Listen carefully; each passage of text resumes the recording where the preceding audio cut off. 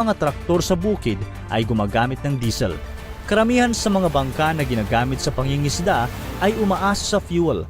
Kaya kapag nawala ito, magiging limitado ang pangingisda.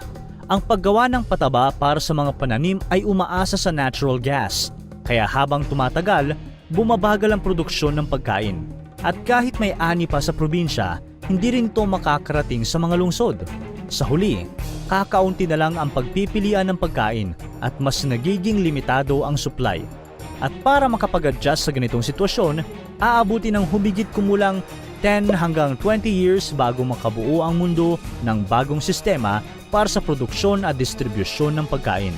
Ibig sabihin, sa panahong iyon, maraming pamilya ang magugutom. Ngayon, sunod sa maaapektuhan, ang kuryente. Hindi pangunahing source ng kuryente ang oil.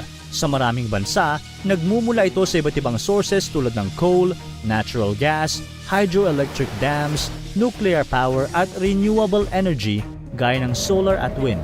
Ibig sabihin, kahit mawala ang oil, hindi agad mawawala ang kuryente. Pero may problema.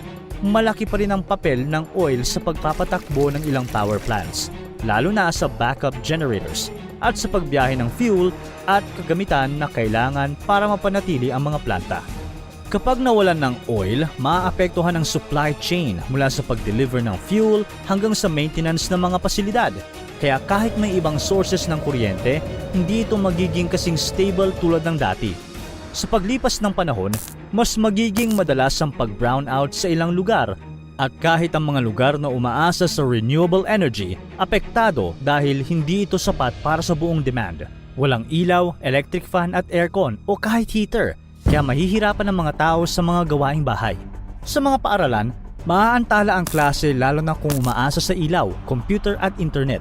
Sa mga ospital, magiging kritikal ang sitwasyon dahil umaasa ang mga life support machines, ilaw sa operasyon at iba pang mga kagamitan sa tuloy-tuloy na kuryente.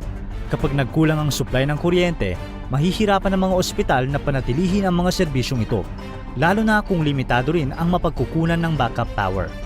Kaya ang mga pasyente ay malalagay sa alanganin dahil kung kulang ang mga kagamitang sumusuporta sa kanilang paggaling, maraming buhay ang mawawala.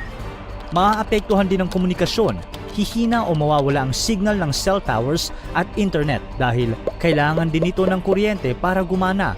Unti-unting mawawala ang koneksyon ng mga tao, hindi makakatawag, hindi makakapag-message at hindi makakakuha ng impormasyon.